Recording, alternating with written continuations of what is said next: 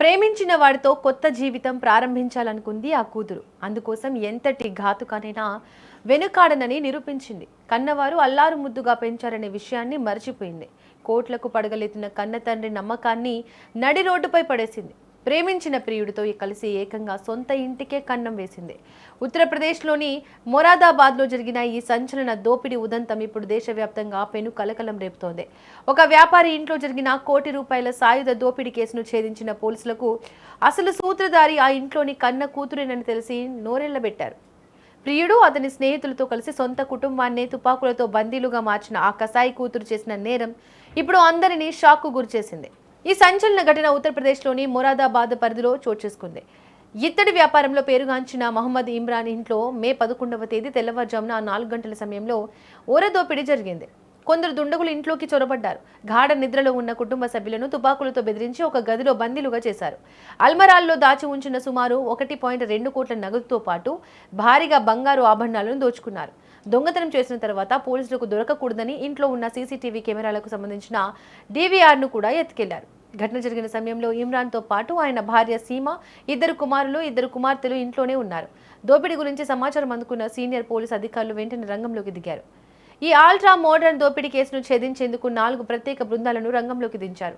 ఘటనా స్థలానికి వెళ్లిన పోలీసులకు మొదటి నుంచి కొన్ని అనుమానాలు వచ్చాయి. ఇంటి మెయిన్ గేట్ తాళాలు పగలగొట్టకుండా దొంగలు లోపలికి ఎలా వచ్చారనే కోణంలో దర్యాప్తు ప్రారంభించారు.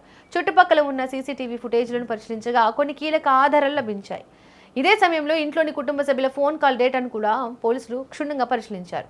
ఇక్కడే పోలీసులకు అసలైన నిజాన్ని నమ్మలేకపోయారు. ఇమ్రాన్ కుమార్తె అరిబా ఫోన్ రికార్డులను పరిశీలించగా ఆమె అమ్రోహాకు చెందిన అర్షద్ వార్సీ అనే యువకుడితో నిరంతరం టచ్లో ఉన్నట్లు తేలింది. పోలీసులు తమదైన శైలిలో అరీబాను విచారించడంతో అసలు నిజం బయటపడింది. అరీబా, అర్షద్ వార్సీ గత 7-8 సంవత్సరాలుగా గాఢంగా ప్రేమించుకుంటున్నారు. అయితే ఇద్దరు వేర్వేరు మతాలకు చెందిన వారు కావడంతో వీరి పెళ్లికి పెద్దలు ఒప్పుకోరని భావించారు. ఎలాగైనా ఇల్లు వదిలి పారిపోయి ఎక్కడైనా కొత్త జీవితాన్ని ప్రారంభించాలని ప్లాన్ చేసుకున్నారు.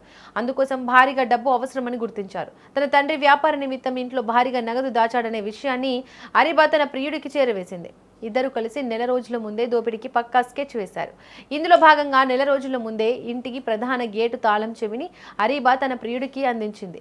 దోపిడీ జరిగిన రోజు తెల్లవారుజామున దొంగలు సులభంగా లోపలికి వచ్చేందుకు ఇంటికున్న డిజిటల్ లాక్ను కూడా అరీబానే స్వయంగా తెరిచిపెట్టినట్లు పోలీసుల విచారణలో వెల్లడైంది. ప్రేమ కోసం కన్నవారిని మోసం చేసిన అరీబా, ఆమె ప్రియుడు అర్షద్ వార్సీతో పాటు ఈ దోపిడీలో సహకరించిన మరో 3 నిందితులను పోలీసులు బెయిల్ వేశారు.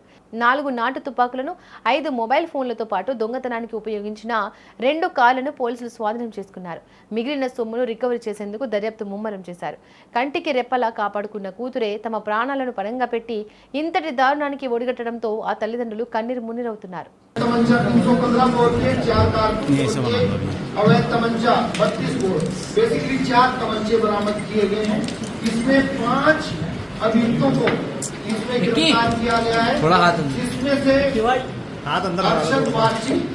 अरीबा, कुलदीप, रवि और आलम थोड़ा इनके अलावा कुछ और लोगों को हिरासत में लेके पुलिस के द्वारा पूछताछ और रिकवरी के प्रयास किए जा रहे हैं और मैं आशा करता हूं कि बड़े कम समय में जो बाकी अभियुक्त हैं और वो जो बाकी रिकवरी है उसको भी किया जाएगा और इस पूरे घटनाक्रम में किस प्रकार से घर के मेंबर्स के द्वारा अपने परिचितों के साथ मिलकर घटना की गई है।